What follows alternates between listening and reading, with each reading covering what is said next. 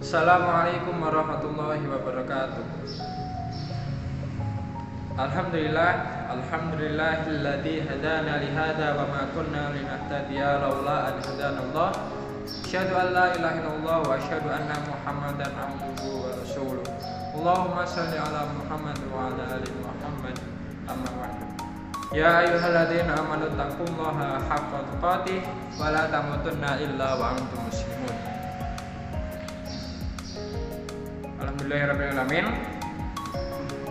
Marilah kita bersyukur kepada Allah Subhanahu wa taala yang pada kesempatan kali ini, pada kesempatan yang sangat mulia ini, kita bisa bertemu dalam video penjelasan ini dalam keadaan sehat tanpa ada suatu halangan apapun. Salawat dan salam semoga tetap tercurahkan kepada Nabi kita Nabi Muhammad Sallallahu Alaihi Wasallam. Izin memperkenalkan diri, nama saya Indra Setiawan dengan NPM 19010111071 dari jurusan Pendidikan Agama Islam Fakultas Tarbiyah dan Ilmu Keguruan Institut Agama Islam Negeri Metro Lampung. Baik, pada kesempatan kali ini, di video ini saya akan sedikit memberi penjelasan ataupun memaparkan secara singkat saja mengenai beberapa persoalan dalam sebuah pembelajaran daripada Al-Quran Hadis. Video ini ditujukan untuk memenuhi tugas ujian tengah semester ataupun UTS daripada pembelajaran Al-Quran Hadis dan pembelajarannya. Silakan simak video ini sampai selesai. Dalam sebuah pembelajaran tentunya terdapat banyak sekali aspek-aspek ataupun hal-hal yang sangat berkaitan dan itu menjadi faktor, menjadi penentu sebagai kesuksesan dalam sebuah pembelajaran. Dalam sebuah pembelajaran ada beberapa pihak yang sangat berpengaruh seperti guru, kemudian siswa, terdapat juga media-media ataupun sarana-prasarana yang digunakan sebagai penunjang keberhasilan dan kesuksesan dari sebuah pembelajaran tersebut. Mengenai perkembangan zaman yang dari waktu ke waktu mendapat perkembangan dan kemajuan, maka pada tahun-tahun yang seperti ini pembelajaran akan dialihkan menjadi pembelajaran 4.0 atau pembelajaran dengan kemajuan media modern dan juga milenial. Pembelajaran yang di dalamnya terdapat hal-hal unsur-unsur yang berkaitan dengan perkembangan dan juga teknologi pada masa sekarang, yang pada hakikatnya semua pembelajaran yang ada yang sudah disediakan pada masa sekarang itu adalah sebagai penunjang, sebagai alat bantu untuk mensukseskan sebuah pembelajaran pada sebuah lembaga. Dalam sebuah pembelajaran, apalagi di dalam sebuah sekolah, madrasah ataupun umum, terdapat banyak sekali hal-hal ataupun konsep-konsep dan juga strategi yang digunakan sebagai penentu, sebagai patokan jalannya sebuah pembelajaran tersebut, tidak terkecuali di sebuah sekolah umum ataupun madrasah yang menggunakan materi Al-Quran Hadis dan pembelajarannya sebagai penentu bahwa pembelajaran dari Al-Quran Hadis tersebut bisa berjalan dengan maksimal dan juga full.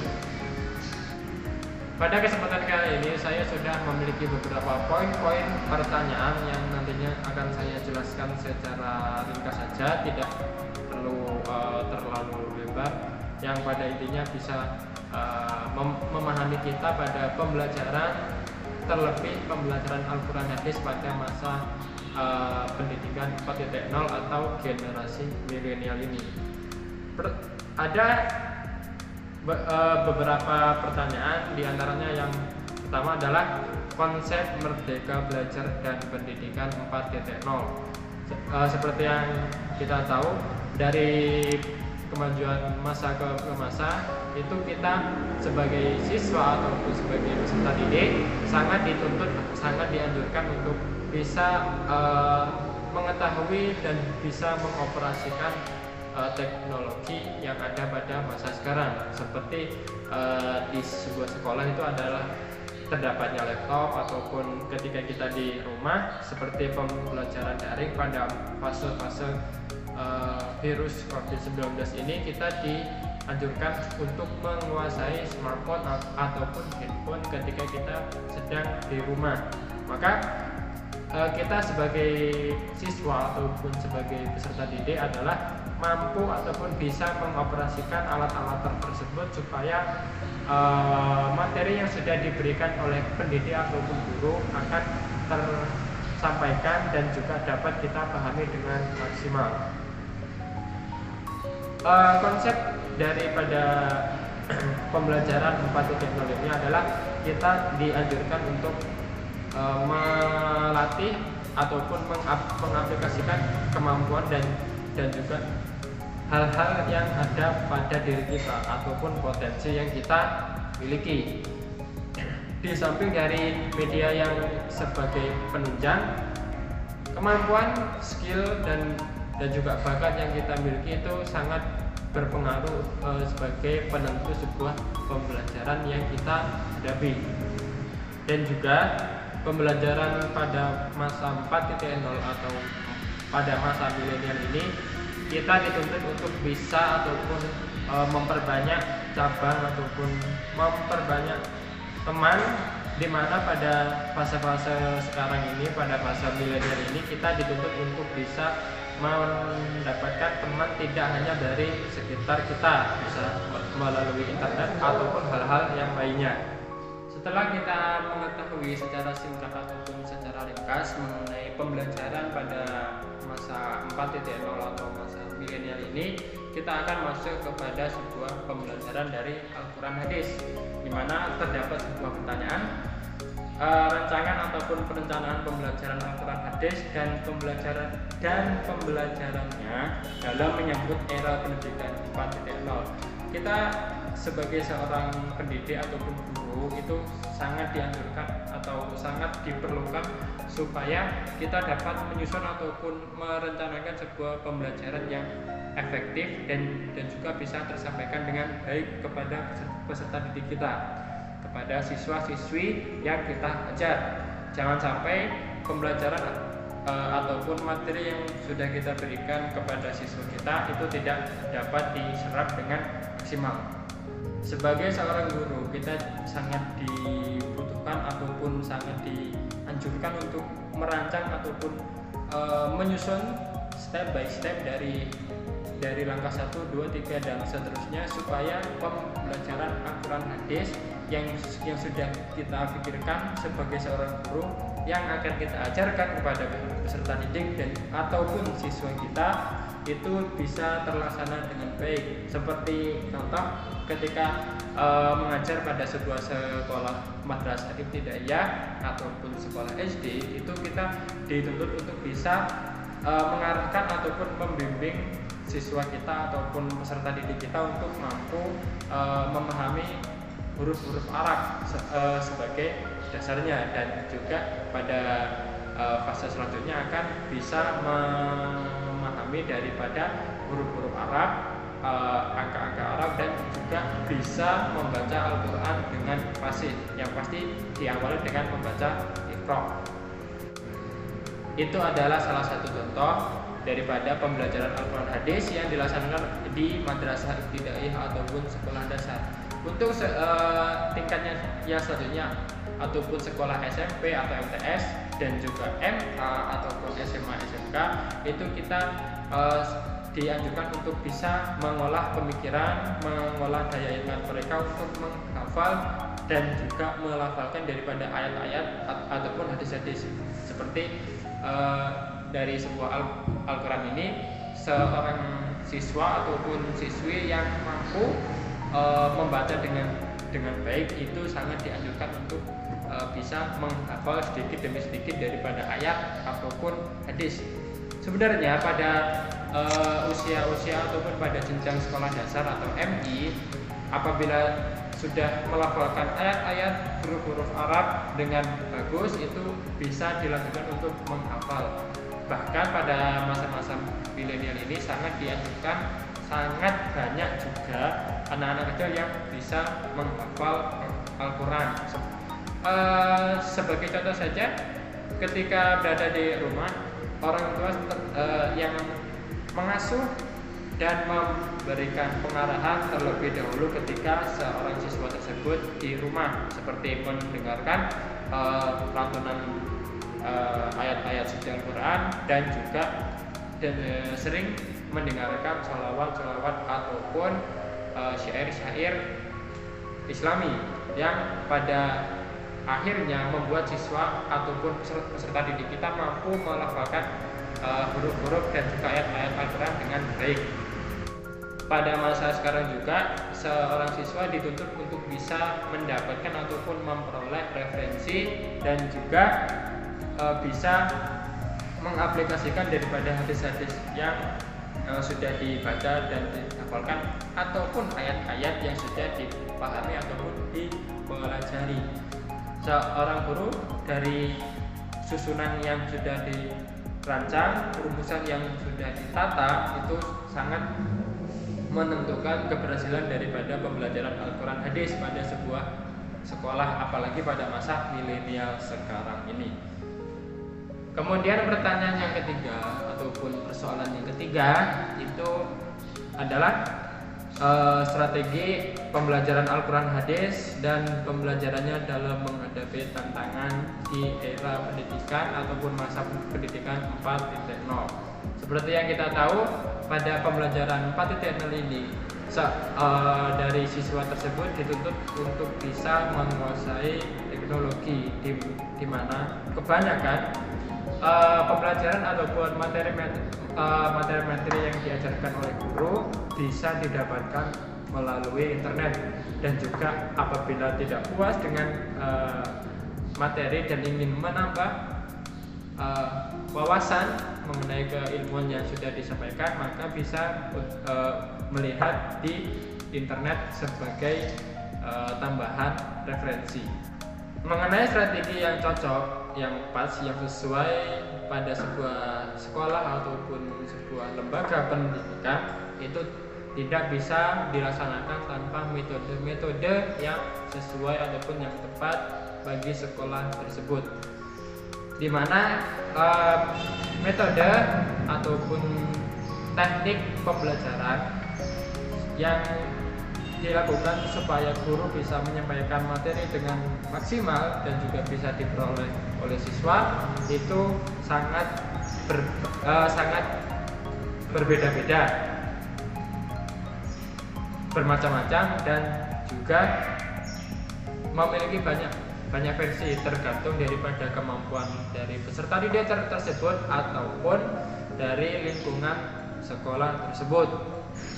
Merujuk pada persoalan yang nomor 2, di mana sebuah pembelajaran yang sudah disusun ataupun yang sudah direncanakan oleh seorang guru dan juga dari sebuah lembaga pendidikan tersebut akan membuat pembelajaran ataupun proses belajar mengajar dapat terlaksana dengan baik tanpa ada kekurangan.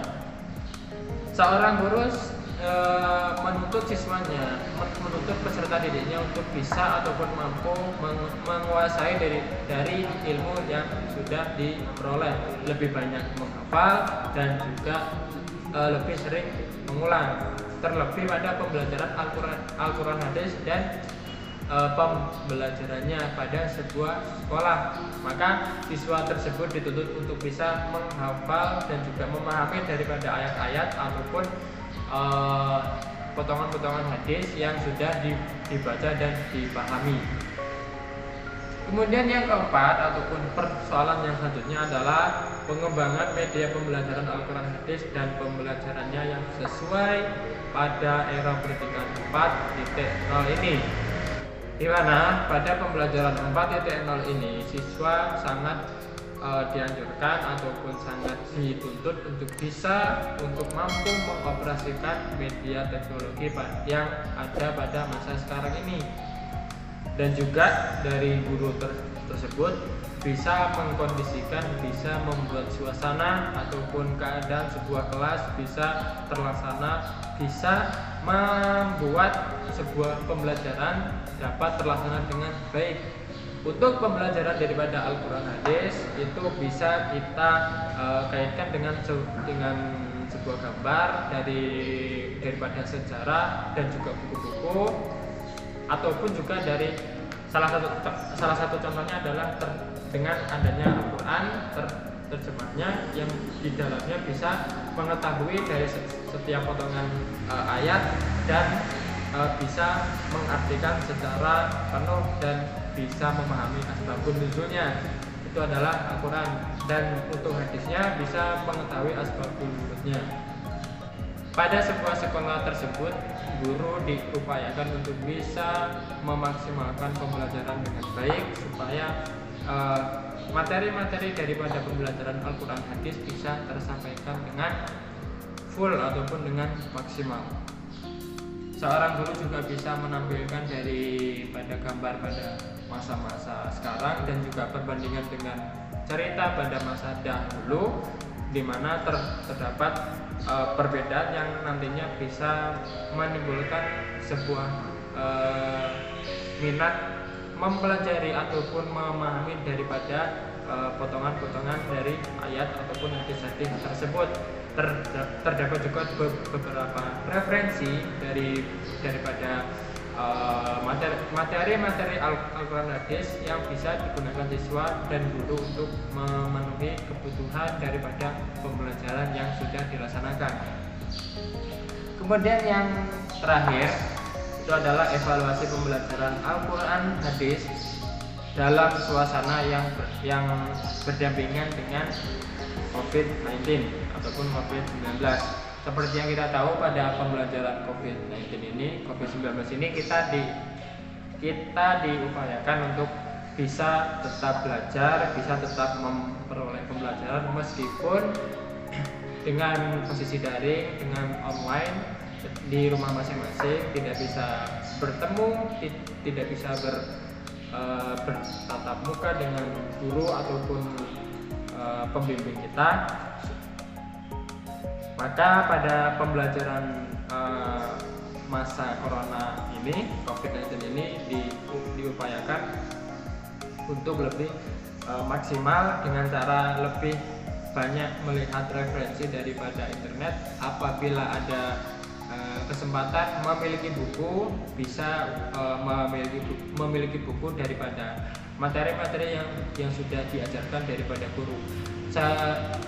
Seorang guru ketika menyampaikan materi di sekolah mungkin tidak bisa maksimal, tidak bisa full karena terbatas dengan waktu juga, terbatas dengan aktivitas lainnya yang membuat pembelajaran menjadi sedikit terhambat. Maka dari siswa sangat dianjurkan untuk mencari referensi lain supaya materi daripada pembelajaran Al-Quran hadis dan juga bisa mengaplikasikan dalam kehidupan sehari-hari.